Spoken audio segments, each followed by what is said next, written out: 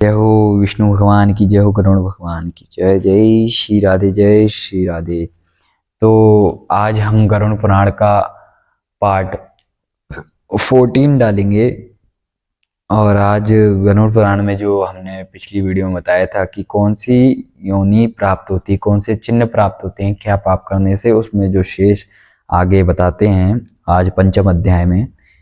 तो आगे बताया गया है, गुरु को हुंकार तुकार करने वाले और वाद विवाद कर ब्राह्मण को जीत लेवे वह जल रहित। मतलब जो गुरु से या ब्राह्मण से बेकार में ही हुंकार तुकार और जो ऊंची आवाज में बात करता है और उनको छल कपट जैसे भी उनका धन या उनको हरा देता है, वन में ब्रह्म राक्षस होता है। वह जो प्रथम ब्राह्मण को वचन दे अंत में दान नहीं देते वे श्यार होते हैं। मतलब यदि आपने किसी ब्राह्मण या पंडित को आपने वचन दिया कि हम आपको यह वस्तु इस समय पे या ऐसे दान देंगे और फिर आपको उनको दान नहीं देते हैं, तो आप यानी कि यदि आपने या किसी ने भी ऐसे कर्म करे हैं तो वह अगले जन्म में श्यार होगा, श्यार का जन्म मिलेगा। और सत्पुरुष का सत्कार न करने वाला फेतकार होता है, अर्थात जिनके मुख में अग्नि निकले।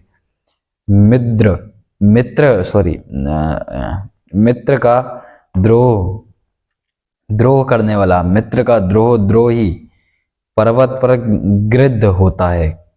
क्रिय विक्रिय के कपटी उल्लू होता है। वर्णाश्रम की निंदा करने वाला वन में कबूतर होता है। आशा का छेदन मुख की सर्पिणी होती है। जो अपने गोत्र का घात करे या अपने संगोत्र स्त्री का सेवन करे तो रीछ तथा शोला का जन्म पाकर फिर रीछ योनि में उत्पन्न होता है। तापस की स्त्री में गमन करने वाला मारवाड़ देश में भूत होता है। जिसकी युवा अवस्था नहीं भाई, उसके साथ गमन करने में वन में अजगर सर्प होता है। यदि कोई स्त्री पुरुष आयु नहीं हुई या कुछ भी ऐसा इसमें जो मैंने अभी आपको बताया नहीं होता, तो वह अगले जन्म में सर्प यानी कि अजगर बनता है। गुरु पत्नी से गमन करने वाला गिरगिट होता है। राजा की स्त्री का सेवन करने वाला ऊंट होता है। मित्र की पत्नी का सेवन करने वाला गधा होता है। गुदा काम सेवी सुअर और शूद्रादि सेवी बैल तथा महाकामी मतलब जो महाकामी है प्रायः अगले जन्म में अश्व यानी कि घोड़ा बनता है। मृतक के एकादश में भोजन करने वाला कुत्ता होता है। मृतक के यानी किसी की मृत्यु हो गई, उसका जो एकादश 11वें दिन का जो भोजन होता है, शुद्धिकरण कहते हैं उसको, यदि उसमें कोई भोजन करता है तो वह कुत्ता होता है। ग्राम यज्ञ करने वाले देवलक ब्राह्मण को कुक्कुट योनि प्राप्त होती है।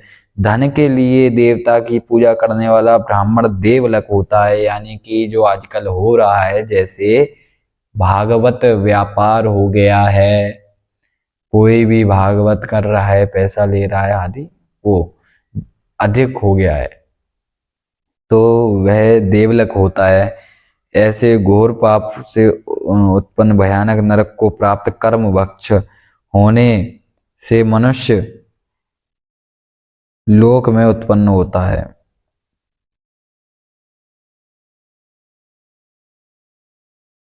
मदिरा पान करने वाला भेड़िया, कुत्ता, सियार आदि की योनि को प्राप्त होता है कि योनियों में उत्पन्न होते हैं।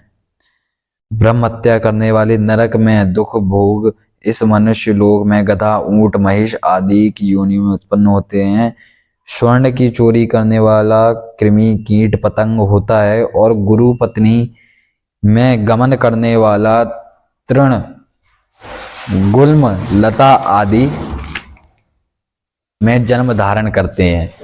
पर स्त्री को चुराने वाले, किसी की धरोहर को ले लेने वाले, ब्राह्मण का धन हड़ने वाले नरक दुख भोग पश्चात ब्रह्म राक्षस होते हैं।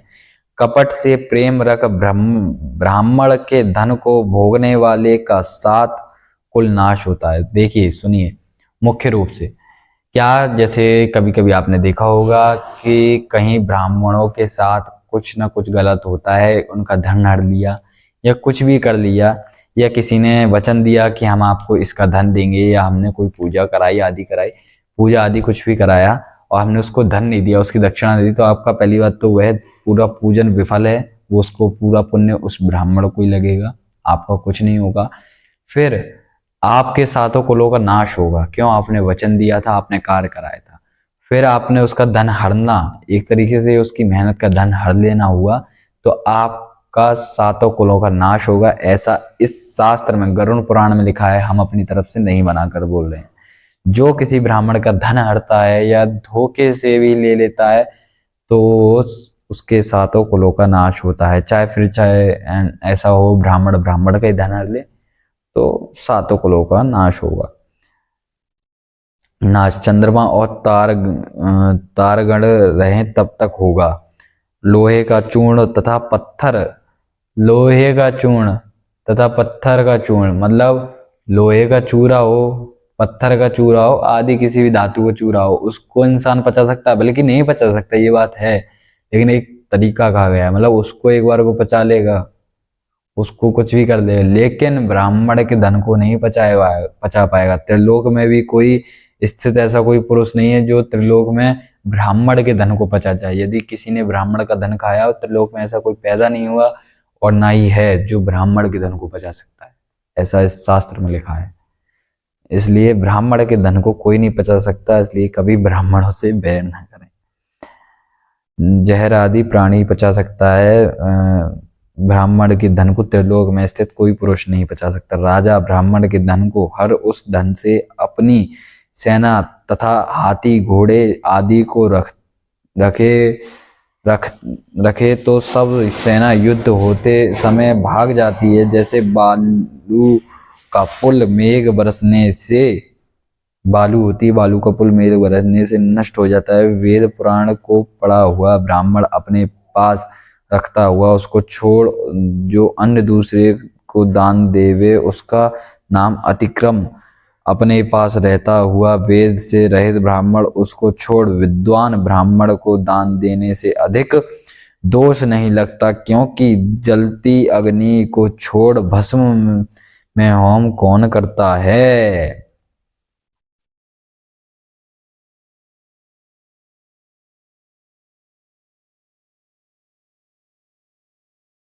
मतलब कहने का अर्थ ये है, आप दान दें, सुयोग्य को दें, अच्छे वेद पाती ब्राह्मण को दें, जो अच्छा कर्मकांड आदि जो उसके योग्य हो, जिसने आपका पूजा आदि करा हो, ऐसे उस ब्राह्मण को चुने, क्योंकि भस्म में तो कौन ही होम करता है।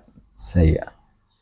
हे गरुण, ब्राह्मण का अतिक्रम करने वाला पुरुष सब नरकों को भोग फिर इस मनुष्य लोक में जन्मांध तथा दारिद्र होता है। ब्राह्मण का अपने द्वारा या अन्य से प्राप्त भूमि को जो मरण करता है वह 60,000 वर्ष पर्यंत विष्ठा का कीड़ा बनता है। ब्राह्मण को दान देकर आप ही हरने वाला पुरुष महाप्रलय तक नरक में गिरता है।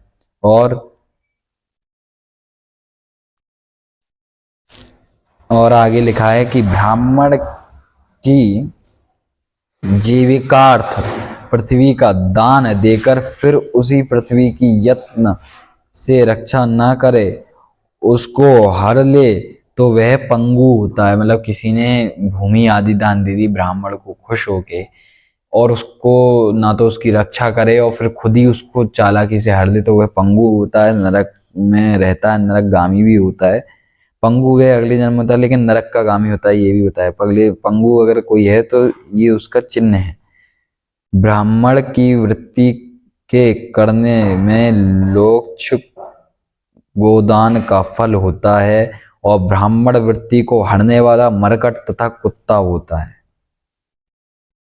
हे गरुण, पापी नरक के दुखों को भोग इस मनुष्य लोक में आकर अपने किए हुए कर्म अंध पंगु इत्यादि चिन्ह हुआ दिखते हैं, और कृमि कुत्ता पतंग पशु पक्षी आदि चांडाल आदि योनियों में दिखते हैं, और महान रोग से युक्त हो इन पूर्व में कही हुए योनियों में उत्पन्न होते हैं। तदंतर 1000 जन्म पर्यंत शरीर को प्राप्त कर पशु पक्षी आदि योनियों में दृष्टि शीत ताप आदि का दुख भोग शुभाशुभ कर्म को भोगने के लिए मनुष्य जन्म पाते हैं। इस क्रम से स्त्री और पुरुष प्रसंग से जीव गर्भ में प्राप्त हो गर्भ के दुख आदि मरण पर्यंत दुखों को भोग कर फिर मर जाता है। जन्म तथा मरण स्वेदज उद्भिज अंडज जरायुध सब प्रकार के प्राणी शरीरधारी मात्र को होता है। इस संसार चक्र की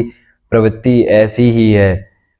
जिस प्रकार घंटों यंत्र भ्रमण करता है वैसे सर्वभूत प्राणी कर्मों के पाश में बंधे हुए मेरे माया द्वारा भ्रमण करते हैं, कभी भूमि पर तो कभी नरक में।